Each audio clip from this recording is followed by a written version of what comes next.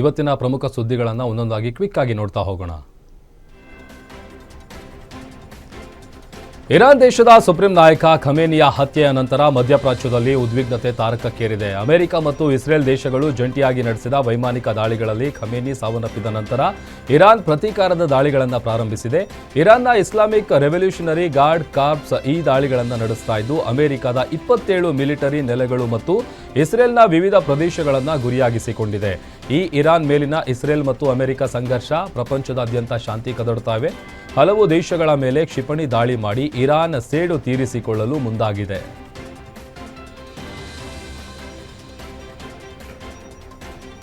ಕರಾಚಿನಲ್ಲಿ ಇರಾನ್ನ ಸರ್ವೋಚ್ಚ ನಾಯಕ ಅಲಿ ಖಮೇನಿ ಹತ್ಯೆಯನ್ನ ಖಂಡಿಸಿ ಉದ್ರಿಕ್ತರು ಅಮೆರಿಕ ರಾಯಭಾರಿ ಕಚೇರಿ ಮೇಲೆ ಕಲ್ಲು ದೊಣ್ಣೆಗಳಿಂದ ಭೀಕರ ದಾಳಿ ನಡೆಸಿದ್ದಾರೆ. ಆಕ್ರೋಶಗೊಂಡ ಪ್ರತಿಭಟನಾಕಾರರು ಕಚೇರಿಗೆ ನುಗ್ಗಿದಾಗ ಭದ್ರತಾ ಪಡೆಗಳು ನಡೆಸಿದ ಗುಂಡಿನ ದಾಳಿಗೆ 10 ಜೀವಗಳು ಬಲಿಯಾಗಿದ್ದು 20ಕ್ಕೂ ಹೆಚ್ಚು ಜನ ಗಾಯಗೊಂಡಿದ್ದಾರೆ ಎಂದು ಶಸ್ತ್ರಚಿಕಿತ್ಸಕ ಡಾಕ್ಟರ್ ಸುಮಯ್ಯ ಸೈಯದ್ ತಿಳಿಸಿದ್ದಾರೆ. ಕರಾಚಿ ನಗರವೀಗ ಸ್ಮಶಾನ ಸದೃಶ ಮೌನಕ್ಕೆ ಶರಣಾಗಿದೆ.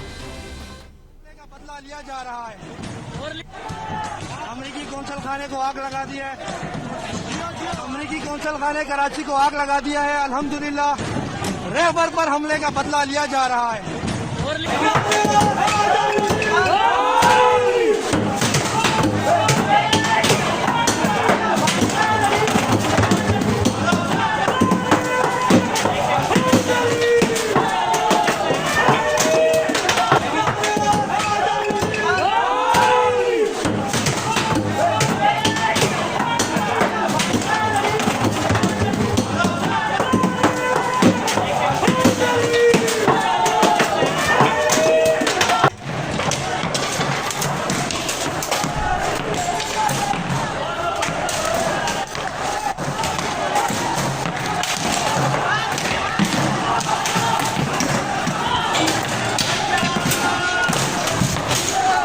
हमले का बदला लिया जा रहा है। अमरीकी कौंसल खाने को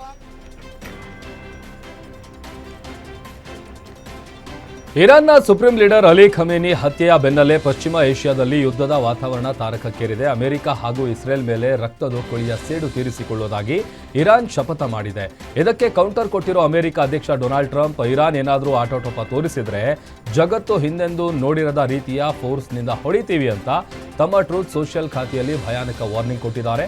ಆದರೆ ಇದ್ಯಾವುದಕ್ಕೂ ಕ್ಯಾರೆ ಅನ್ನದ ಇರಾನ್ ಭಾರೀ ಪ್ರಮಾಣದ ಕ್ಷಿಪಣಿ ದಾಳಿಯನ್ನ ಶುರು ಮಾಡೇ ಬಿಟ್ಟಿದೆ.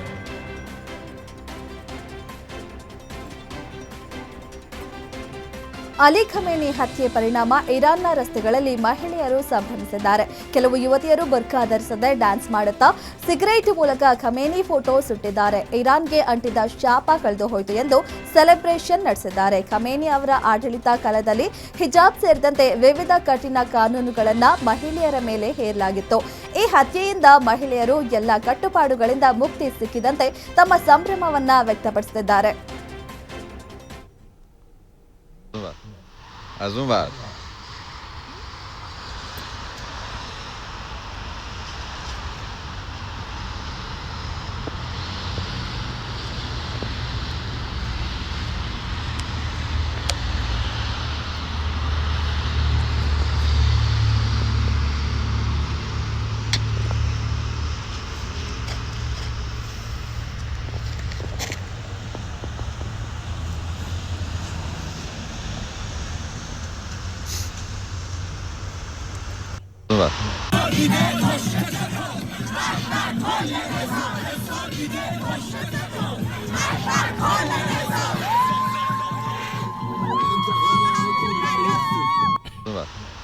از اون ور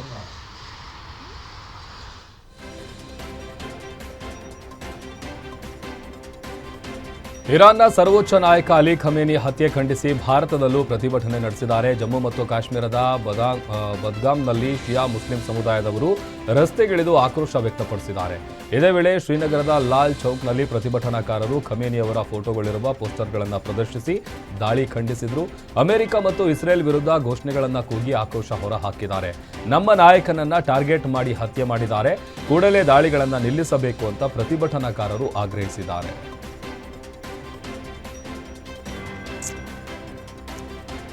ಬೆಂಗಳೂರಿನ ರಿಚ್ಮಂಡ್ ಸರ್ಕಲ್ ಬಳಿ ಖಮೇನಿ ಹತ್ಯೆಗಾಗಿ ಶೋಕಾಚರಣೆ ನಡೆಯಿತು. ಶಾಂತಿನಗರ ಶಾಸಕ ಹ್ಯಾರಿಸ್ ನೇತೃತ್ವದಲ್ಲಿ ಶೋಕಾಚರಣೆ ನಡೆದಿದ್ದು, ಶೋಕಾಚರಣೆಯಲ್ಲಿ 1000ಕ್ಕೂ ಅಧಿಕ ಜನರು ಭಾಗವಹಿಸಿದ್ದರು. ಶೋಕಾಚರಣೆ ವೇಳೆ ಖಮೇನಿಯ ಫೋಟೋ ಹಿಡಿದು ಜನ ಬಿಕ್ಕಿ ಬಿಕ್ಕಿ ಅತ್ತರು. ಈ ವೇಳೆ ಅಮೆರಿಕ ಮತ್ತು ಇಸ್ರೇಲ್ ಅಧ್ಯಕ್ಷರ ವಿರುದ್ಧ ತಮ್ಮ ಆಕ್ರೋಶವನ್ನ ವ್ಯಕ್ತಪಡಿಸಿದರು.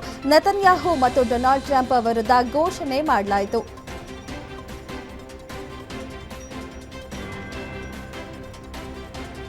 ಇನ್ನು ಇರಾನ್ನ ಸರ್ವೋಚ್ಚ ನಾಯಕ ಅಲಿ ಖಮೇನಿ ಹತ್ಯೆಗೆ ಕರ್ನಾಟಕದ ಚಿಕ್ಕಬಳ್ಳಾಪುರದ ಅಲಿಪುರ ಗ್ರಾಮದಲ್ಲಿ ನೀರವ ಮೌನ ಆವರಿಸಿದೆ. ಖಮೇನಿ ಅವರ ಆತ್ಮಶಾಂತಿಗಾಗಿ ಗ್ರಾಮದಲ್ಲಿರುವ ಶಿಯಾ ಮುಸ್ಲಿಂ ಸಮುದಾಯದವರು ಮಸೀದಿಯಲ್ಲಿ ವಿಶೇಷ ನಮಾಜ್ ಸಲ್ಲಿಸಿ ಕಣ್ಣೀರಿಟ್ಟರು. ಇಡೀ ಗ್ರಾಮ ನೀರವ ಮೌನಕ್ಕೆ ಶರಣಾಗಿದ್ದು 3 ದಿನಗಳ ಕಾಲ ಶೋಕಾಚರಣೆ ನಡೆಸುವುದಕ್ಕೆ ನಿರ್ಧಾರ ಕೈಗೊಳ್ಳಲಾಗಿದೆ.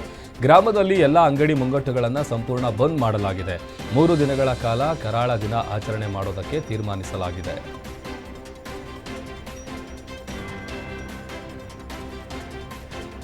ಇರಾನ್ ಮತ್ತು ಇಸ್ರೇಲ್ ನಡುವಿನ ಭೀಕರ ದಾಳಿ ಹಿನ್ನೆಲೆ ಬೆಂಗಳೂರಿನ ದೇವನಹಳ್ಳಿ ವಿಮಾನ ನಿಲ್ದಾಣದಿಂದ ಮಧ್ಯಪ್ರಾಚ್ಯ ದೇಶಗಳಿಗೆ ಹೊರಡಬೇಕಾಗಿದ್ದ ವಿಮಾನಗಳು ಸ್ಥಗಿತಗೊಂಡಿವೆ.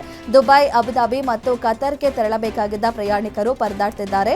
ಬೆಂಗಳೂರಿನಿಂದ ಹೊರಡಬೇಕಿದ್ದ 4 ವಿಮಾನಗಳ ಹಾರಾಟ ಸ್ಥಗಿತವಾಗಿದ್ದು, ಮಧ್ಯಪ್ರಾಚ್ಯ ದೇಶಗಳಿಂದ ಬೆಂಗಳೂರಿಗೆ ಬರಬೇಕಾದ 2 ಫ್ಲೈಟ್ಸ್ ಕೂಡ ರದ್ದುಪಡಿಸಲಾಗಿದೆ. ಪ್ರಯಾಣಿಕರು ಏರ್ಪೋರ್ಟ್ನಲ್ಲಿ ಕಾದು ಕುಳಿತು ವಿಮಾನ ಕ್ಯಾನ್ಸಲ್ ಆಗಿರುವ ಬಗ್ಗೆ ಮುಂಚೆ ಯಾವುದೇ ಮಾಹಿತಿ ನೀಡಲಿಲ್ಲ ಎಂದು ಆಕ್ರೋಶ ವ್ಯಕ್ತಪಡಿಸಿದ್ದಾರೆ.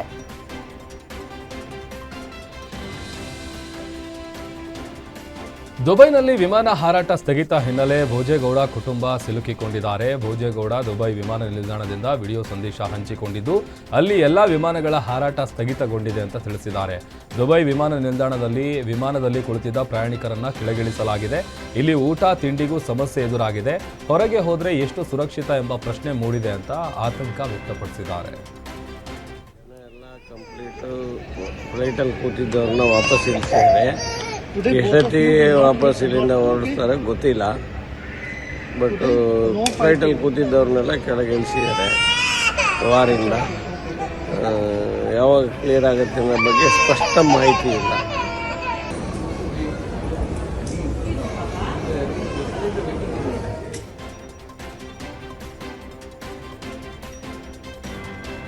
ದುಬೈನಲ್ಲಿ ವಿಮಾನ ಹಾರಾಟ ಸ್ಥಗಿತ ಹಿನ್ನೆಲೆ ಹಲವಾರು ಭಾರತೀಯ ಸೆಲೆಬ್ರಿಟೀಸ್ ಲಾಕ್ ಆಗಿದ್ದಾರೆ.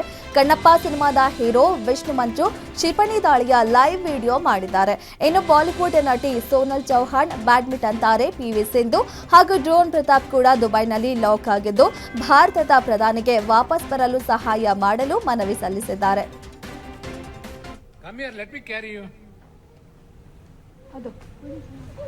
I don't know, but move back. It's a firefly. That's a seagull. Come here, let me carry you. I don't know, but move back. It's a firefly. That's a seagull.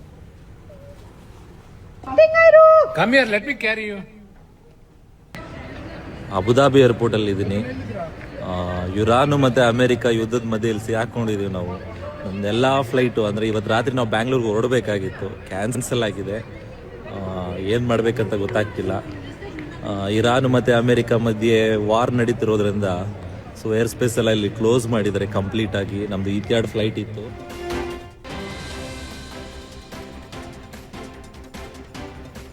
Iran ವಿರುದ್ಧ Israel ಮತ್ತು America ದಾಳಿಯ ಹಿನ್ನೆಲೆ Iran ಸುತ್ತಮುತ್ತ ಹಲವಾರು ದೇಶಗಳಲ್ಲಿ ವಿಮಾನಯಾನ ಸ್ಥಗಿತಗೊಂಡಿದೆ. Iran, UAE, Kuwait, ಇರಾಕ್ನ ಈ ಎಲ್ಲ ಪ್ರದೇಶಗಳಲ್ಲಿ ವಿಮಾನ ಹಾರಾಟ ಸಂಪೂರ್ಣ ಸ್ಥಗಿತ ಆಗಿದೆ. ಇನ್ನು ಸಿರಿಯಾ, ಲೆಬನಾನ್, ಇಸ್ರೇಲ್ ದೇಶಗಳಲ್ಲೂ ವಿಮಾನಯಾನ ಸ್ತಬ್ಧವಾಗಿದೆ. ಕತಾರ್, ಬಹರೇನ್ನಲ್ಲೂ ಕೂಡ ವಿಮಾನ ಹಾರಾಟ ಸ್ಥಗಿತವಾಗಿದೆ.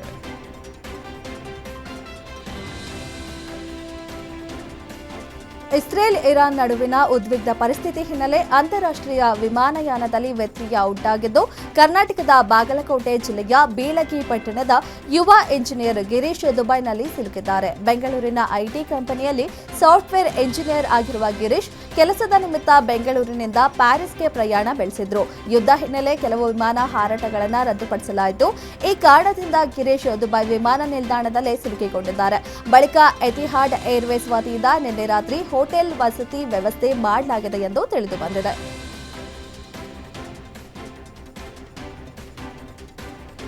ಇತ್ತೀಚಿನ ದಾಳಿಯ ನಂತರ ವಿಮಾನ ಸಂಚಾರದಲ್ಲಿ ವ್ಯತ್ಯಯ ಉಂಟಾಗಿ ಕಾಂಗ್ರೆಸ್ ನಾಯಕಿ ಪುಷ್ಪಾ ಅಮರನಾಥ್ ದುಬೈನಲ್ಲಿ ಸಿಲುಕಿರುವುದಾಗಿ ಮಾಹಿತಿ ನೀಡಿದ್ದಾರೆ. ಗ್ಯಾರಂಟಿ ಯೋಜನೆಗಳ ಅನುಷ್ಠಾನ ಪ್ರಾಧಿಕಾರದ ಉಪಾಧ್ಯಕ್ಷೆಯಾಗಿರುವ ಡಾಕ್ಟರ್ ಪುಷ್ಪಾ ಅಮರನಾಥ್ ಕಾರ್ಯಕ್ರಮದ ನಿಮಿತ್ತ ದುಬೈಗೆ ತೆರಳಿದ್ರು.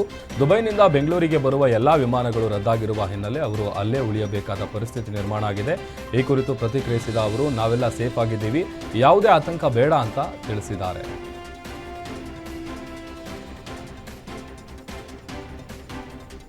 ಇರಾನ್ನ ಕುಮ್ನಲ್ಲಿ ಸಿಲುಕಿರುವವರು ಚಿಕ್ಕಬಳ್ಳಾಪುರದ ಸೈಯದಾ ಮಪೇರೆ ಸೈನಂ ಇತ್ತೀಚೆಗೆ ತಾಯ್ರಾನ್ ಮೆಡಿಕಲ್ ಯೂನಿವರ್ಸಿಟಿಯಲ್ಲಿ ಮೆಡಿಕಲ್ ವ್ಯಾಸಂಗ ನಡೆಸಿದ್ದಾರೆ. ರಾತ್ರಿ 1 ಗಂಟೆಗೆ ತಂದೆ ಮೀರ್ ರೋಷನ್ ಅಲಿಗೆ ಕರೆ ಮಾಡಿದರು. ಸೈಯದಾ ಅಲಿಪುರ ಗ್ರಾಮಕ್ಕೆ ಸೇರಿದವರು ಮತ್ತು ಕಳೆದ 5 ವರ್ಷಗಳಿಂದ ಮೆಡಿಕಲ್ ವ್ಯಾಸಂಗ ಮಾಡ್ತಿದ್ದಾರೆ. ಈಗ ಅವರ ಸುರಕ್ಷತೆ ಮತ್ತು ಮನೆಗೆ ವಾಪಸ್ ಬರುವ ಕುರಿತು ಕುಟುಂಬ ಮತ್ತು ಸಂಬಂಧಿಕರು ಕಾಳಜಿ ವ್ಯಕ್ತಪಡಿಸಿದ್ದಾರೆ.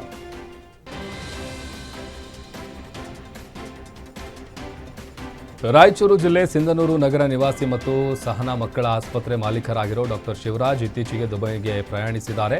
ಇತ್ತೀಚಿನ ಯುದ್ಧದ ಹಿನ್ನೆಲೆ ಮಿಲೇನಿಯಂ ಹೋಟೆಲ್ನಲ್ಲಿ ಲಾಕ್ ಆಗಿದ್ದಾರೆ.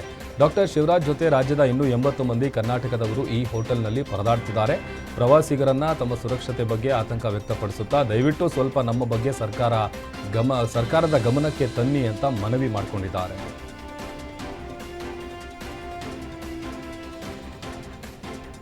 ಇರಾನ್ ವಿರುದ್ಧ ಇಸ್ರೇಲ್ ಮತ್ತು ಅಮೆರಿಕ ನಡುವಿನ ಯುದ್ಧದ ವಾತಾವರಣದ ನಡುವೆ ದುಬೈನಲ್ಲಿ ಇರುವ ಬಾಗಲಕೋಟೆಯ ಧ್ರುವ ಹೊಕ್ರಾನಿ ಕುಟುಂಬದಲ್ಲಿ ಆತಂಕ ವಾತಾವರಣ ನಿರ್ಮಾಣವಾಗಿದೆ. ಧ್ರುವ ಮಿಡಲೆನೆಕ್ಸ್ ಯೂನಿವರ್ಸಿಟಿಯಲ್ಲಿ ಓದ್ತಿದ್ದ ಕಳೆದ 6 ತಿಂಗಳಿನಿಂದ ದುಬೈನಲ್ಲಿ ವಾಸಿಸುತ್ತಿದ್ದಾರೆ. ಸದ್ಯ ಅವರು ಹಾಸ್ಟೆಲ್ ರೂಮ್ನಲ್ಲಿ ಸುರಕ್ಷಿತವಾಗಿದ್ದಾರೆ. ಯುದ್ಧದ ಹಿನ್ನೆಲೆ ಹೊರಗೆ ಬಾರದಂತೆ ಸೂಚನೆ ನೀಡಲಾಗಿದ್ದು, ಪ್ರವಾಸಿ ಸ್ಥಳಗಳಲ್ಲಿ ಭದ್ರತಾ ಕ್ರಮಗಳು ಕಟ್ಟುನಿಟ್ಟಾಗಿ ಜಾರಿಯಲ್ಲಿವೆ.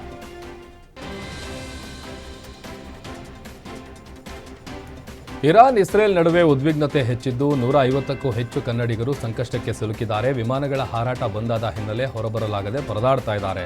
ದ್ವೀಪ ರಾಷ್ಟ್ರ ಬಹರಾನ್ನಲ್ಲಿ ಹಾಸನದ 5 ಸಿಲುಕಿದ್ದಾರೆ ಅಂತ ವರದಿಯಾಗಿದೆ. ಬಹರಾನ್ ರಾಜಧಾನಿ ಮನಾವರಲ್ಲಿ 5 ಹಾಸನ ಕನ್ನಡಿಗರಿದ್ದು, ಇಲ್ಲಿನ ಕಟ್ಟಡವೊಂದರಲ್ಲೇ ಕನ್ನಡಿಗರು ಅಡಗಿ ಕುಳಿತಿದ್ದಾರೆ. ಸಿಲುಕಿಕೊಂಡವರು ಹಾಸನ ಜಿಲ್ಲೆ ಬೇಲೂರು ತಾಲೂಕಿನ ಅಂಗಡಿಹಳ್ಳಿಯ ಗ್ರಾಮಸ್ಥರು ಅಂತ ತಿಳಿದು ಬಂದಿದೆ.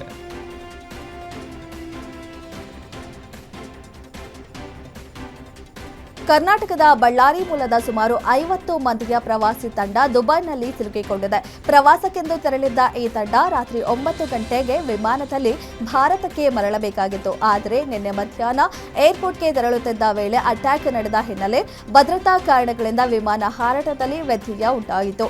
ಸ್ವಲ್ಪ ತಡವಾಗಿ ಆಗಮಿಸಿದ ಕಾರಣ ದುಬೈ ಏರ್ಪೋರ್ಟ್ ಒಳಗೆ ಪ್ರವೇಶಕ್ಕೂ ಅವಕಾಶ ನೀಡಲಿಲ್ಲ ಎಂದು ಪ್ರವಾಸಿಗರು ತಿಳಿಸಿದ್ದಾರೆ. ಕೂಡಲೇ ಭಾರತಕ್ಕೆ ವಾಪಸ್ ಕರೆಸುವಂತೆ ಮನವಿ ಮಾಡಿದ್ದಾರೆ. ಈ ಸಂಬಂಧ ಭಾರತ್ ರೆಡ್ಡಿ ಹಾಗೂ ಬಿ ನಾಗೇಂದ್ರಗೆ ಮನವಿ ಸಲ್ಲಿಸಲಾಗಿದೆ.